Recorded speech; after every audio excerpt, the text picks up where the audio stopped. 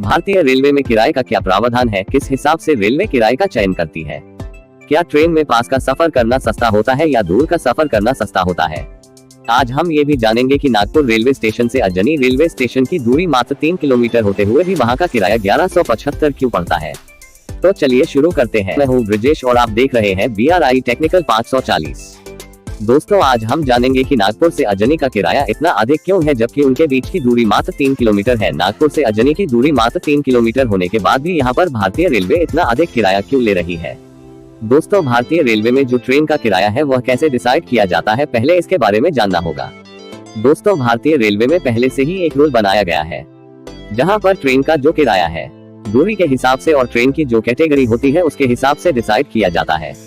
दोस्तों, यहाँ पर भारतीय रेलवे के द्वारा बनाए गए इस चार्ट को आप देख सकते हैं, जिसका लिंक मैं यहाँ पर डिस्क्रिप्शन में भी दे दूंगा।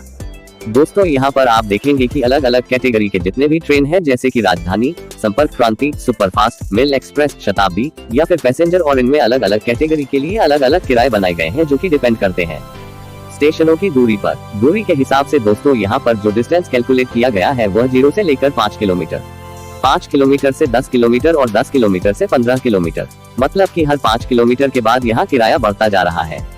तो यहाँ पर बताया गया है कि 0 से लेकर 5 किलोमीटर का जो किराया रहेगा, चाहे वह 1 किलोमीटर स्टेशन के बीच की दूरी ही क्यों न हो, 0 से लेकर 5 तक का जो किराया रहेगा वह वही रहेगा। 5 के बाद जब 6 किलोमीटर में आप जाएंगे तो किराया 5 से लेकर 10 वाले के बीच में आ जाएगा, मतलब कि 5 से 10 का जो किराया होगा वह 7 किलोमीटर पर भी लागू होगा और 8 किलोमीटर पर भी लागू होगा।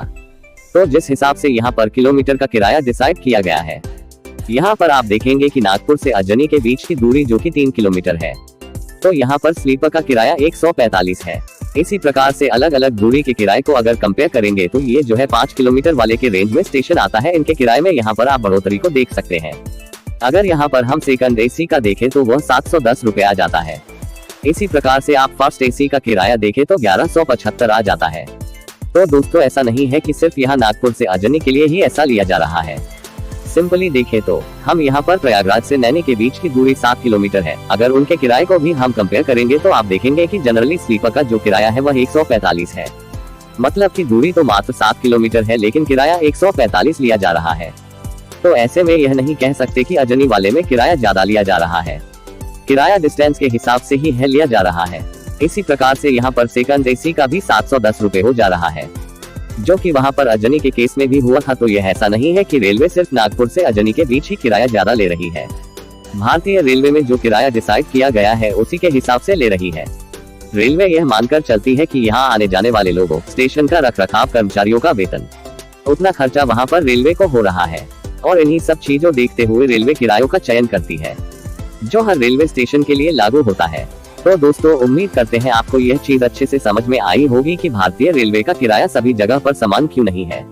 तो इस वीडियो में इतना ही। अगर यह वीडियो इन्फॉर्मेटिव लगी तो एक लाइक जरूर करें। मिलते हैं एक नए वीडियो में, तब तक के लिए बाय बाय।